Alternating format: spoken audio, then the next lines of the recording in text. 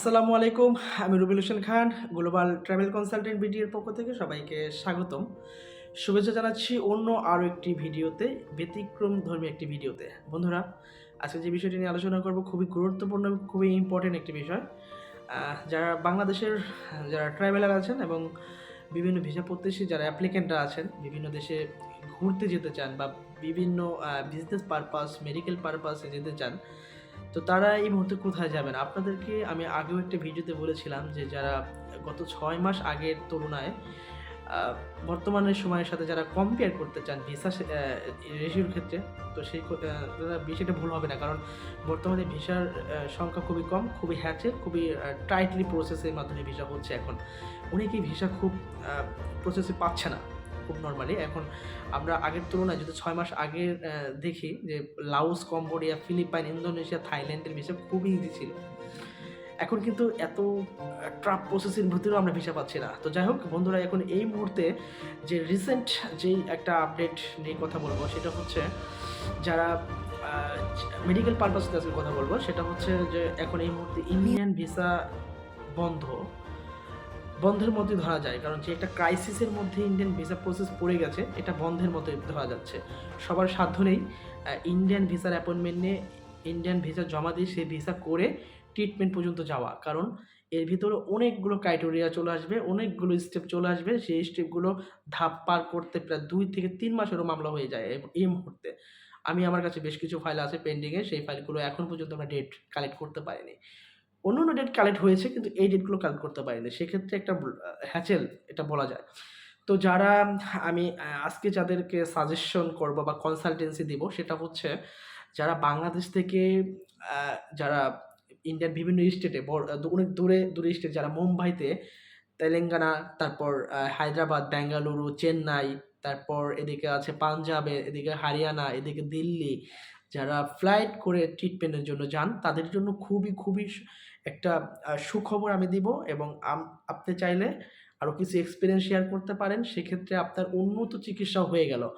২ টা অপশন আমরা বের করেছি আপনাদের জন্য। যেহেতু ইন্ডিয়ান ভিসা সংক্রান্ত কিছু হ্যাসেল হচ্ছে বা কিছু ক্রাইটেরিয়া কারণে আমরা ইন্ডিয়ান ভিসাটি পাচ্ছি না। তো সেক্ষেত্রে বাংলাদেশ ইন্ডিয়ার যে একটা বর্তমান যে একটা আ মানে অসন্তুষ্টজনক একটা ব্যাপার ঘটতেছে ২ দেশের জন্য। এটা খুব একটা হুমকি স্বরূপ দেখতেছে আমাদের যারা বাংলাদেশি ট্রাভেলার আছেন এবং ওই দেশের ইন্ডিয়াতে হসপিটালে যেই সমস্তভাবে তারা নিয়োগগুলো দিচ্ছে সেই তুলনায় আমি মনে করি যে আপাতত এই মুহূর্তে ইন্ডিয়াকে এভয়েড করাটা আমাদের জন্য জরুরি হয়ে গেছে। কেননা আ বর্ডার এক ধরনের হ্যাসেল হচ্ছে। আমাদের বাংলাদেশের ইমিগ্রেশন ক্লোজ করতে পারলেও ইন্ডিয়ার সাইডে গিয়ে ইমিগ্রেশনে হ্যাসেল মানে বিভিন্ন হয়রানির শিকার হচ্ছে। এটা থেকে এভয়েড করতে চাইলে যারা টাকা-পয়সা খরচ করেন ওই সমস্ত দেশে গিয়ে চিকিৎসার ক্ষেত্রে তো তাদের জন্য বলব আপনাদের জন্য আমরা খুব রিজনেবল প্রাইসের ভিতরে মেডিকেল পারপাসে আমরা ৪ টি দেশ অফার করব। সেটা হচ্ছে আ থাইল্যান্ড এবং মালয়েশিয়া, সিঙ্গাপুর, এদিকে আছে ইন্দোনেশিয়া, এদিকে আছে ফিলিপাইন, এদিকে আছে ভিয়েতনাম।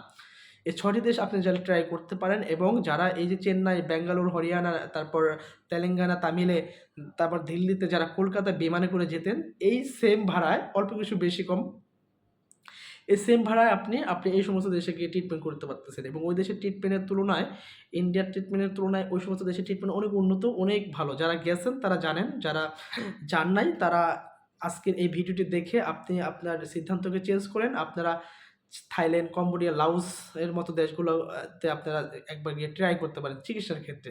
সেই সমস্ত দেশে দুর্নীতি যেমনটা নাই, চিকিৎসার খাতটা অনেক ভালো থাকে। আমাদের বাংলাদেশেও এটা পসিবল হতো যদি দুর্নীতি না থাকতো। তো যাই হোক বন্ধুরা, এখন আমাদের কিছুই করার নেই। যেহেতু ইন্ডিয়ান ভিসা সংক্রান্ত খুব ডিফিকাল্ট প্রবলেম হয়ে দাঁড়িয়েছে। তাহলে আপনারা এখন মালয়েশিয়া, থাইল্যান্ড এবং সিঙ্গাপুর এই সমস্ত দেশগুলোতে চিকিৎসার জন্য যেতে পারেন।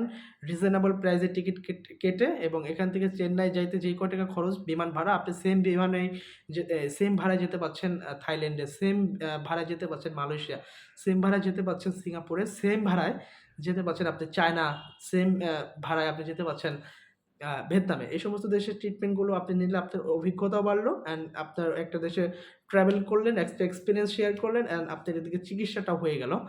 আর যারা সার্জিক্যাল প্রবলেম বড় ধরনের ট্রিটমেন্টের জন্য যারা যেতে চান, এয়ার অ্যাম্বুলেন্স, তারপর অন্য সাপোর্টার সমস্ত ক্রাইটেরিয়াগুলো আমরা ফিল আপ করে দেবো। কারণ আমরা গ্লোবাল ট্রাভেল কনসালটেন্ট এখন নতুন একটা সিস্টেমের মাধ্যমে আমরা আপনাদের সেবায় নিয়োজিত আছি এবং সর্বদা থাকার চেষ্টা করব। তো যাই হোক বন্ধুরা, যারা সার্জিক্যাল বা বড় বড় ধরনের প্রবলেমগুলো ফেস করতে চান, তারা আশা করব যে ওই সমস্ত দেশের মেডিকেল ভিসাগুলো আবেদন করবেন। কারণ ট্যুরিস্ট ভিসা থেকে সমস্ত দেশের মেডিকেল অ্যাকসেপ্ট করবে না আপনার চিকিৎসার ক্ষেত্রে।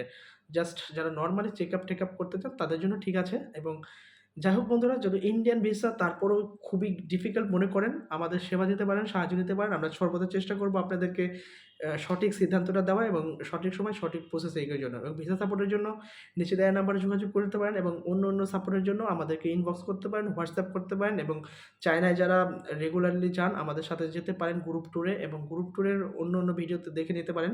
সেখানে আমাদের উইচ্যাট নাম্বার আছে, উইচ্যাট নাম্বার থেকে আমাদের